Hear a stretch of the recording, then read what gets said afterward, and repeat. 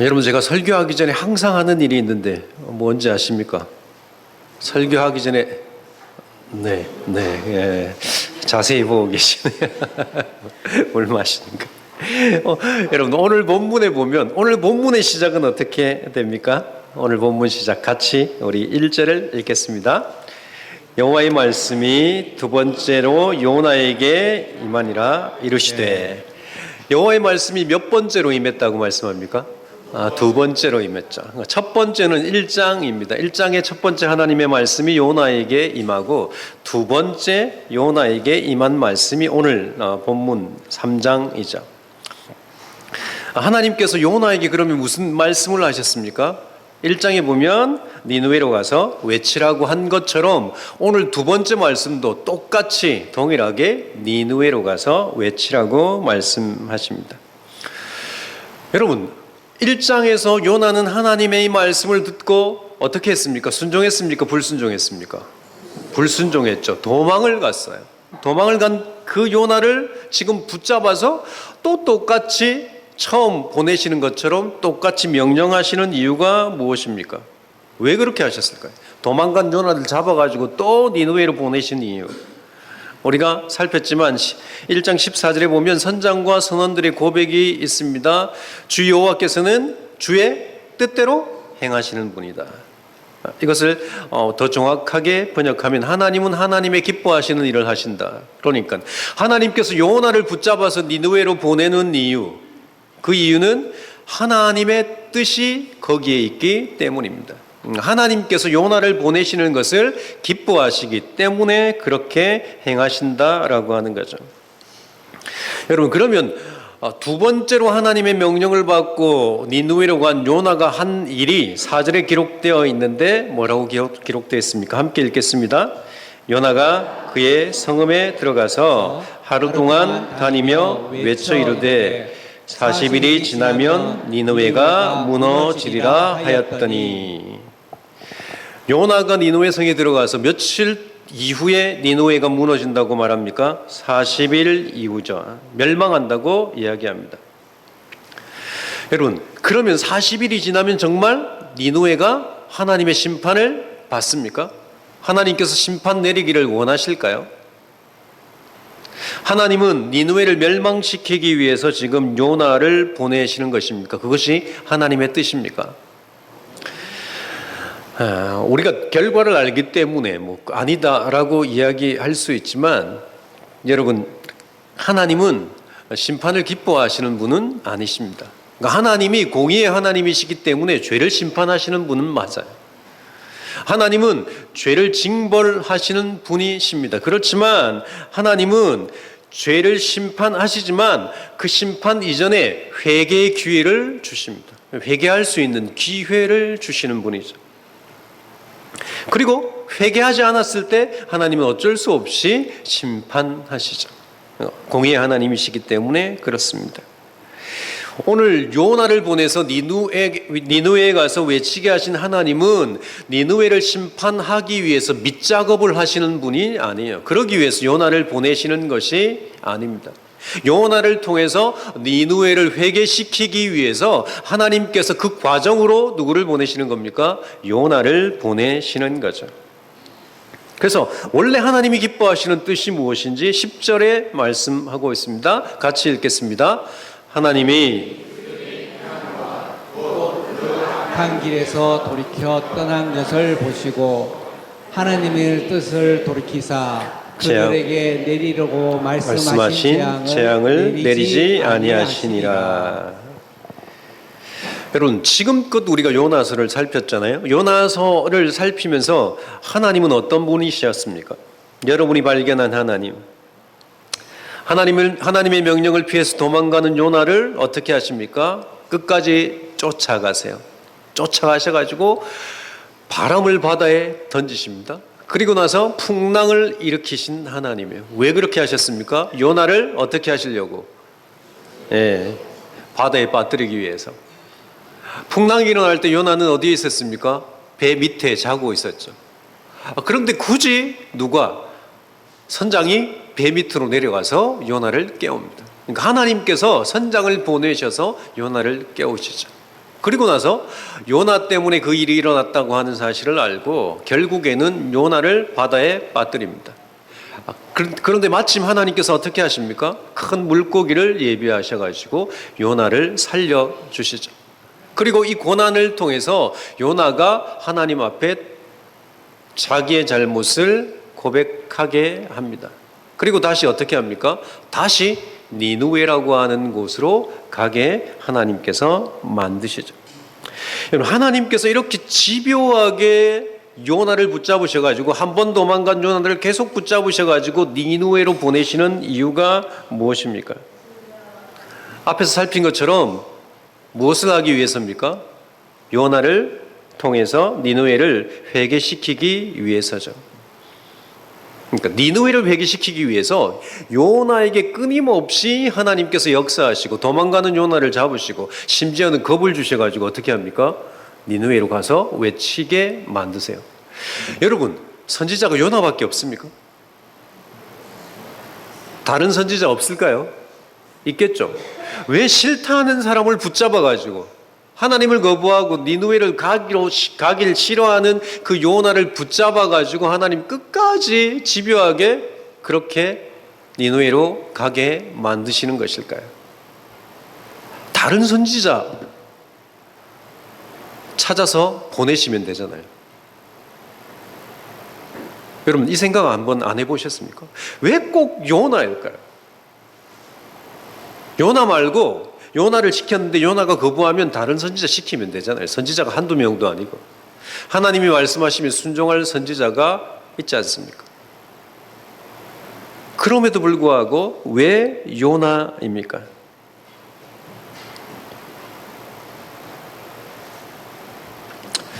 오늘 우리가 본문을 통해서 생각해 봐야 될 것이 그것입니다. 왜 하나님께서 이렇게 요나에게 집요하게 역사하시는가? 집요할 정도로 집착하셔서 꼭 요나를 니누웨에 보내야 될 목적이 있으셨나라고 하는 겁니다. 여러분, 요나는 어떤 사람이었습니까?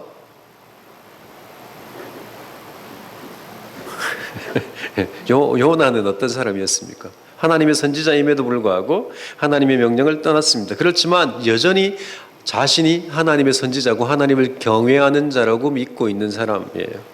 그래서 하나님을 경외하는 자신과 자기 민족은 하나님이 보호하셔야 되고 이방 민족, 이방신을 섬기는 우상을 섬기는 그들은 하나님께서 멸망시켜야 된다, 심판시키셔야 된다라고 믿고 있는 사람이 요나입니다. 이 요나를, 이런 생각을 가진 요나를 끝까지 이방인, 그러니까 하나님이 심판해야 된다라고 한 니누웨에 가서 외치라고 하는 하나님이 집요하게 역사하시는 이유가 무엇이냐라는 거죠. 여러분, 사실 오늘 이 말씀, 우리가 읽는 요나서는 누구를 향한 말씀일까요? 니누웨를 향한 말씀일까요? 요나를 향한 말씀일까요? 지금 요나를 보내서 니누웨를 회개시키는 이 이야기가 니누웨 사람을 위해서 하는 말씀이 아니고 요나를 향해서 하시는 말씀이고 저와 여러분을 향해서 하는 말씀입니다. 하나님께서 요나를 집요하게 니누웨를 보내시는 이유는 첫 번째 목적은 니누웨를 회개시키는 건 맞아요. 그렇죠. 그렇지만 여러분, 그 니누웨를 회개시키는 그 과정을 통해서 하나님이 요나에게, 이스라엘 백성에게, 그리고 저와 여러분에게 보여주시는 하나님은 어떤 분입니까? 하나님은 회개를 시키셔서 어느 누구든 죄인을 돌이키기를 원하시는 분이다라고 하는 사실을 깨닫기를 원하시는 거죠. 요나의 마음은 이방인은 무조건 심판받아야 돼요. 죄 지은 자는 무조건 심판받아야 된다라고 생각했습니다. 하나님의 백성은 무조건 구원받아야 된다라는 생각을 가지고 있는 그들을 향해서 하나님은 어떻게 말씀하십니까? 하나님은 모든 자가 구원받기를 원하신다는 겁니다. 그래서 모든 자가 회개했으면 좋겠다. 그래서 회개할 기회를 하나님이 주시는 분이다고 하는 것을 우리에게 보여줍니다. 그래서 사실 오늘 이 요나서 말씀은 3장은 아모스 9장 말씀과 관련이 깊습니다. 9장 2절 3절을 같이 함께 읽겠습니다. 아모스 9장 2절 3절입니다. 그들이 파고 소홀로 들어갈지라도 내 손이 거기에서 붙잡아낼 것이요 하늘로 올라갈지라도 내가 거기서 붙잡아낼 것이며 갈멜산 꼭대기에 숨을지라도 내가 거기에서 찾아낼 것이요 내 눈을 피하여 바다 밑에 숨을지라도 내가 거기에서 뱀을 명령하여 물게 할 것이며.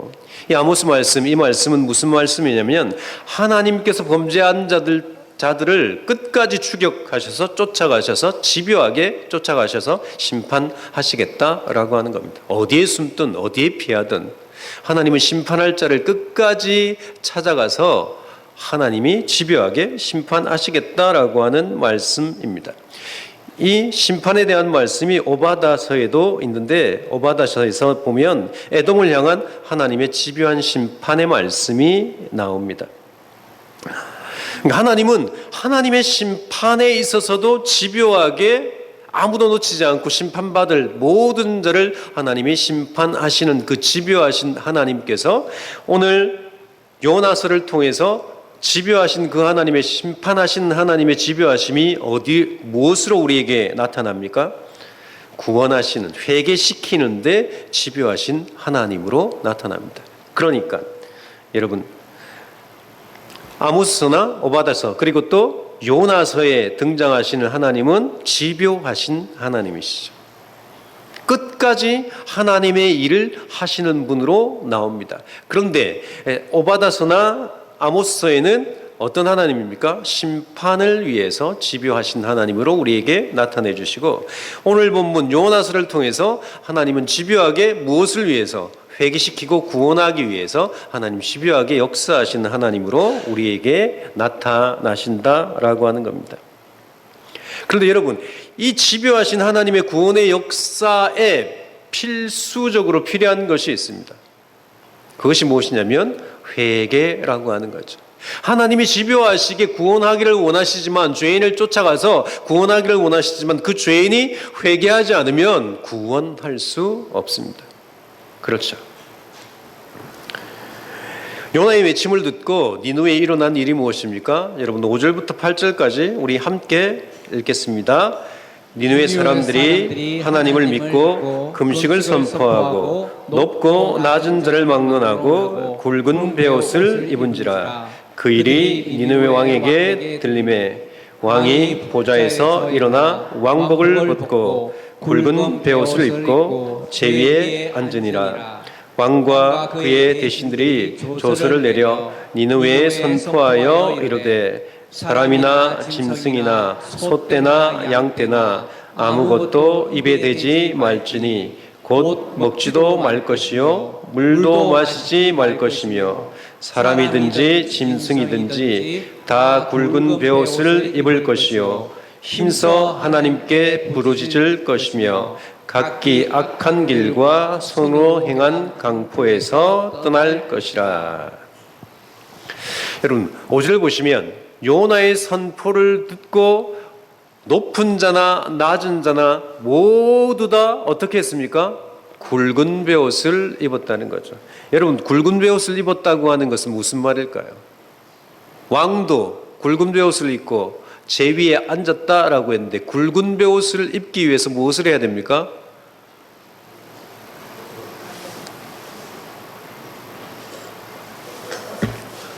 굵은 베옷으로 환복하기 위해서는 첫 번째 무엇을 해야 될까요? 입고 있는 옷을 벗어야 되죠. 그런데 죄인들이 옷을 벗을 때는 옷을 벗지 않습니다. 그냥 옷을 찢습니다. 옷을 찢고 베옷을 입죠. 왜 옷을 찢을까요? 옷을 찢는 행동을 통해서 마음을 찢는다라고 하는 표현을 하는 것입니다.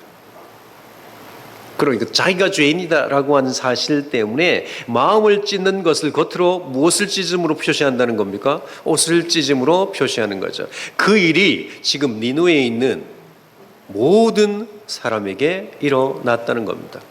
왕에게서부터 낮은 자까지 높은 자부터 낮은 자까지 다 마음을 찢고 베옷을 입고 하나님 앞에 회개합니다. 그리고 왕이 선포하죠. 무엇을 선포합니까? 모든 짐승들 그리고 사람들 금식을 선포합니다. 그리고 그들이 지금까지 행하던 악한 길에서 돌이켰다라고 떠났다라고 이야기합니다. 여러분 이렇게 니느웨의 회개를 통해서 하나님이 기뻐하시는 일이 일어났습니다. 하나님께서 이들의 회개를 보시고 어떻게 하십니까? 10절 같이 읽겠습니다.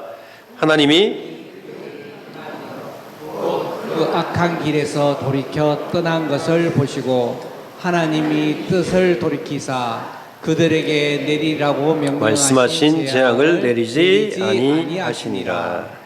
하나님은 이들의 회개를 기다렸다는 듯이 그들의 회개를 듣고 뜻을 돌이키시죠. 그리고 재앙을 내리지 아니하십니다.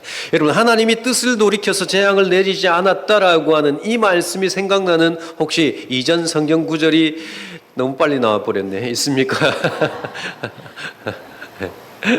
나왔으니까 뭐 어쩔 수 없습니다. 출애굽기 32장 14절 같이 읽겠습니다. 여호와께서 뜻을 돌이키사 말씀하신 화를 그 백성에게 내리지 아니하시니라. 이 말씀은 출애굽기 32장에 이스라엘 백성들이 모세가 하나님을 만나기 위해서 시내산에 올라가서 40일 동안 내려오지 않았습니다. 그러니까 이들이 불안해서 아론에게 우리를 인도할 신을 만들어내라 라고 이야기합니다. 그래서 아론이 어떻게 합니까? 금은 다 모아가지고 불에 녹여서 황금 송아지를 만듭니다. 황금 송아지를 만들죠. 그것 때문에 하나님께서 어떻게 하십니까? 모세를 통해서 모세에게 말씀하시기를 이스라엘 백성들을 심판하시겠다라고 말씀하세요. 그 산에서 내려온 모세가 하나님을 붙잡고 어떻게 합니까? 기도하죠. 하나님의 약속의 말씀을 붙잡고 하나님께 돌이켜달라고 기도할 때 그 기도를 하나님이 들으시고 하신 말씀이 32장 14절 말씀입니다. 여호와께서 뜻을 돌이키사 말씀하신 화를 그 백성에게 내리지 아니하시니라. 여러분 이스라엘 백성들이 이해됩니까? 황금 송아지를 만든 이스라엘 백성들, 이들에게 하나님은 어떤 존재였습니까? 출애굽하기 전에 애굽에서 노예로 살 때 하나님께서 그들을 출애굽시키기 위해서 정말 애굽을 초토화시키셨어요. 10가지 재앙을 내리셔서 하나님이 살아계심을 온 민족에게 온 백성에게 알게 하셨습니다. 그래서 광야로 그들을 인도하셨죠. 홍해 앞에서 홍해를 마른 땅과 같이 건널 수 있게 홍해를 가르셨어요. 먹을 것이 없는 그들에게 하나님께서 하늘에서 만나를 주십니다. 물이 없는 목말라 하는 그들에게 하나님께서 물을 주세요. 낮에는 구름 기둥으로 밤에는 불 기둥으로 하나님이 그들을 인도하셨습니다. 여러분 이 정도면 하나님을 떠날 수가 없는 것 아닙니까? 하나님이 눈에 보이잖아요. 형상으로 보이지 않지만 하나님이 불 기둥으로 구름 기둥으로 항상 함께 하시고 인도하시고 역사하시고 기적을 베풀어 주시고 먹을 걸 주시고 마실 물을 주시고, 이런 그들이 왜 하나님을 떠나서 우상을 섬기려고 했을까요? 여러분 같으면 여러분이 하나님이시라고 한다면 이들을 용납할 수 있겠습니까? 한두 번 배신한 것도 아니고, 광야의 역사를 보면 이스라엘은 계속해서 하나님께 원망하고 하나님을 떠납니다. 이스라엘 백성이 하나님으로부터 받았던 여러분 만나라고 하는 것, 그 만나를 어떤 항아리에 딱 모아서 보관하게 하셨어요. 하나님이. 그리고 나서 법궤라고 하는 것을 만드시면서 그 법궤 안에 넣으라고 말씀하셨습니다. 여러분 법궤 안에 이 만나가 든 항아리 말고 뭐가 또 들어있습니까? 네, 두 가지가 더 들어있습니다. 십계명 돌판, 그리고 하나는 아론의 쌍난 지팡이에. 네. 그것이 법궤 안에 왜 들어있을까요? 만나와 십계명, 아론의 쌍난 지팡이가 무엇을 의미할까요? 하나님의 역사를 의미하기도 하지만 여러분 이스라엘 백성들의 죄를 나타냅니다. 하나님 앞에 음식이 없다고 원망하니까 만나를 주셨죠. 십계명 돌판은 하나님이 첫 번째 준 돌판이 아니고 황금 송아지를 만들어서 모세가 깨고 나서 두 번째 만든 돌판입니다. 그리고 아론의 쌍난 지팡이는 아론을 대적해서, 모세를 대적해서 우리도 제사장이 되겠다라고 하는 사람들 때문에 일어났던 일이죠. 끊임없이 이스라엘 백성들은 하나님 앞에 도전하고 하나님 앞에 원망하는 삶을 광야에서 살았습니다. 그런데 이들을 향해서 하나님 어떻게 하십니까? 긍휼을 베풀어 주셨죠. 하나님이 돌이키십니다. 왜 그렇게 하셨을까요? 하나님이 선택한 하나님의 백성이기 때문입니다. 하나님은 하나님의 백성이 하나님을 떠나도 끝까지 집요하게 찾아오셔서 회개시키려고 하시는 분이세요. 그 하나님의 집요하심, 그 집요하심에 무엇이 포함되어 있습니까? 하나님의 사랑이라고 하는 것이 포함되어져 있습니다. 여러분, 이 하나님의 집요하심을 막을 존재가 없어요. 그러니까 하나님이 우리를 사랑하시는 그 사랑을 끊을 것이 없다라고 하는 겁니다. 여기에 대해서 바울은 로마서 8장에서 우리에게 자세히 말씀하고 있습니다. 우리 35절부터 39절까지 한 절씩 교독하겠습니다. 제가 먼저 35절을 읽습니다. 누가 우리를 그리스도의 사랑에서 끊으리요? 환난이나 곤고나 박해나 기근이나 적신이나 위험이나 칼이랴. 기록된 바 우리가 종일 주를 위하여 죽임을 당하게 되며 도살당한 양같이 여김을 받았나이다 함과 같으니라. 그러나 이 모든 일에 우리를 사랑하시는 이로 말미암아 우리가 넉넉히 이기느니라. 내가 확신하노니 사망이나 생명이나 천사들이나 건세자들이나 현재일이나 장래일이나 능력이나. 함께 읽겠습니다. 높음이나 깊음이나 다른 어떤 피조물이라도 우리를 우리 주 그리스도 예수 안에 있는 하나님의 사랑에서 끊을 수 없으리라. 여러분, 이 38절과 39절을 읽을 때 사실은 우리가 확신에 찬 목소리로 읽어야 되죠. 정말 큰 소리로 읽어야 됩니다. 내가 확신하노니 사망이나 생명이나 천사들이나 권세자들이나 현재일이나 장래일이나 능력이나 높음이나 깊음이나 다른 어떤 피조물이라도 우리를 우리 주 그리스도 예수 안에 있는 하나님의 사랑에서 끊을 수 없으리라. 하나님의 사랑에서 끊을 수 없는데 그 어떤 능력도 높음도 깊음도 이 세상에 존재하는 어떤 위험도 어떤 존재도 우리를 사랑하시는 하나님의 사랑에서 끊을 수 없다라고 하는 것입니다. 이 말씀이 하나님의 집요하심입니다. 어떤 집요하심입니까? 저와 여러분을 사랑하시는 집요하심. 우리가 하나님을 피할 수 있을까요? 하나님께서 왜 도망가는 요나를 잡아서 다시 니느웨로 보냅니까? 니느웨를 회개시키기 위함이 목적이 아닙니다. 요나에게 하나님이 어떤 분인지 깨닫게 하기를 원하시는 거죠. 요나가 하나님을 거부하고 하나님의 뜻을 거부해서 살지만 하나님은 끝까지 요나를 사용하시는 분이십니다. 요나를 놓지 않으시는 분이죠. 니느웨를 사용해서 하나님이 요나를 사랑하신다라고 말씀하시죠. 저와 여러분은 어떤 존재입니까? 우리가 요나서를 읽으면서 우리는 요나가 아니다라고 생각하십니까? 지금은 요나가 아닐 수 있겠죠. 그러면 여러분, 우리는 이전에 어떤 존재였습니까? 우리 마지막으로 디모데전서 1장 12절부터 14절을 읽겠습니다. 12절부터 14절입니다. 같이 읽습니다. 나를 능하게 하신 그리스도 예수 우리 주께 내가 감사함은 나를 충성되이 여겨 내게 직분을 맡기심이니 내가 전에는 비방자요 박해자요 폭행자였으나 도리어 긍휼을 입은 것은 내가 믿지 아니할 때에 알지 못하고 행하였음이라. 우리 주의 은혜가 그리스도 예수 안에 있는 믿음과 사랑과 함께 넘치도록 풍성하였도다. 아멘. 여러분, 바울이 자기가 예수 믿기 전에 어떤 존재라고 이야기합니까? 전에는 내가 비방자요, 박해자요, 폭행자였으나. 바울이 여러분 이렇게 산 이유가 무엇입니까? 무엇을 지키기 위해서입니까? 율법을 지키기 위해서죠. 하나님께 충성하기 위해서였습니다. 그런데 그 충성은 하나님이 원하시지 않는 삶이었죠. 자기가 원하는 삶이었습니다. 여러분, 우리는 어떤 존재였습니까? 우리는 바울보다 더 악한 존재는 아닙니까? 우리는 하나님을 대적했고 하나님을 떠나 있었고 하나님이 싫어하는 일들을 했죠. 그것을 하나님이 싫어하는 일이라고 생각하지 않았습니다. 여러분, 구원받았음에도 불구하고 여러분 여전히 우리는 요나처럼 내가 원하는 대로 살고 있죠. 내가 신앙을 결정하고 내가 신학을 결정해서 하나님은 이런 분이어야 된다라고 판단하고 살고 있지 않습니까?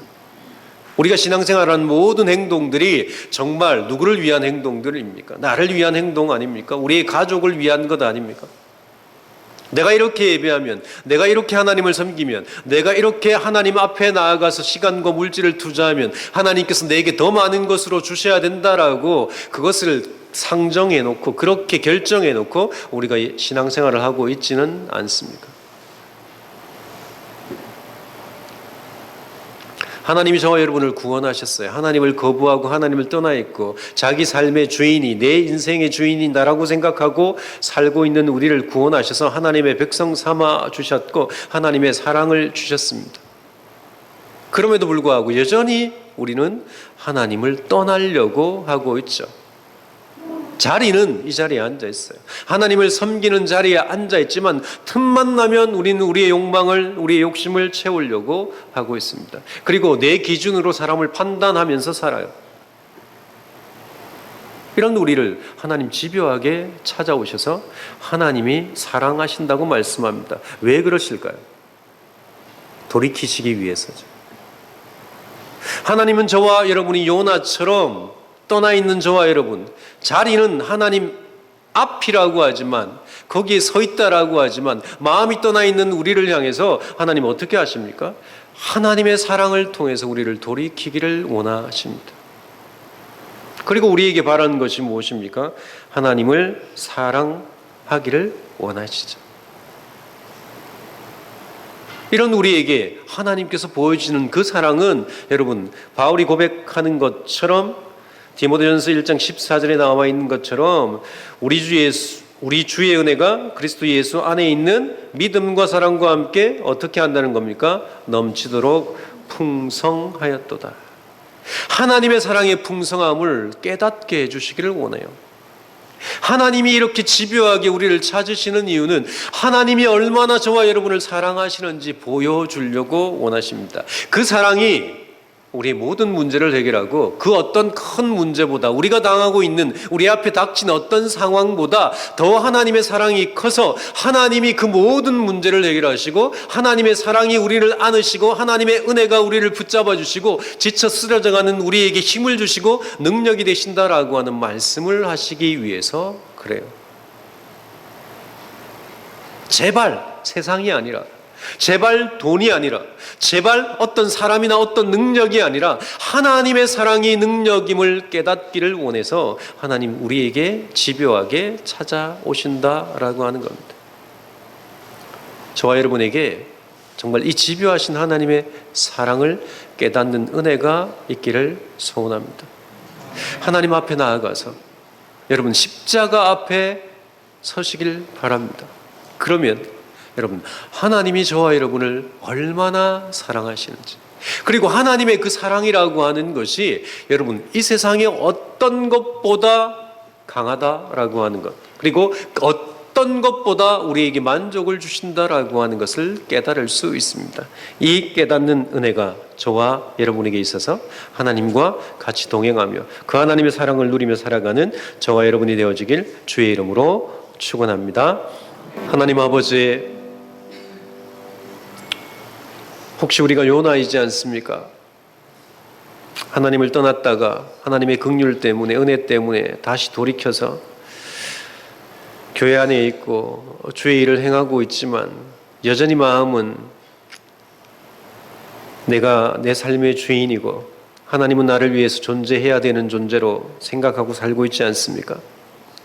그래서 내가 이만큼 하나님 앞에 충성하기에, 내가 지금껏 하나님을 섬겨왔기에 하나님께서 내 삶을 책임져야 되고 내가 원하는 것들을 누리고 만져야 된다고 생각하고 있지 않습니까? 그래서 하나님 건강을 잃었을 때, 물질을 잃었을 때, 하나님 고난을 받았을 때 하나님 앞에 원망하며, 도대체 하나님이 이럴 수 있습니까? 왜 하나님께서 이 지경에서 벗어나지 않게 하십니까? 불만을 토로하고 있지는 않습니까? 하나님, 우리에게 믿음을 주셔서 하나님이 우리를 사랑하신다고 하는 사실을 기억하게 주옵소서. 그것이 내 형편이 어떠하든지, 고난 가운데 있든지, 아픔 가운데 있든지, 고통 가운데 있을지라도 하나님이 여전히 그 고통도, 그 아픔도, 그 문제도 나를 사랑하시는 하나님의 사랑에서, 그 사랑에서 끊을 수 없다라고 하는 고백이 있게 하여 주시길 소원합니다. 하나님, 이 고백이 있기 위해서 우리가 십자가 앞에 나아가게 해 주옵소서. 주님 앞에 나아가서 우리가 어떤 존재인지 알게 하시고 내가 죄인인 것을 고백하며 여전히 내가 살아있음을 다시 한번 십자가 앞에서 발견하며 다시 한번 주님과 함께 십자가에 죽고 주님과 함께 다시 사는 은혜를 허락하여 주옵소서. 그러할 때 하나님, 우리의 눈을 열어주셔서 우리에게 베푸신 하나님의 은혜와 하나님의 사랑이 넘치도록 풍성하다라고 하는 사실을 깨닫게 해주시길 소원합니다. 그러함으로 하나님, 우리의 삶 가운데 이 사랑에 힘입어 믿음을 가지고 용기 있게 주님의 길을 갈 수 있는 주의 백성 되게 주옵소서. 그렇게 역사하시고 또 우리에게 여전히 사랑을 베푸시는 하나님의 은혜를 찬양하며 예수님 이름으로 기도합니다. 아멘.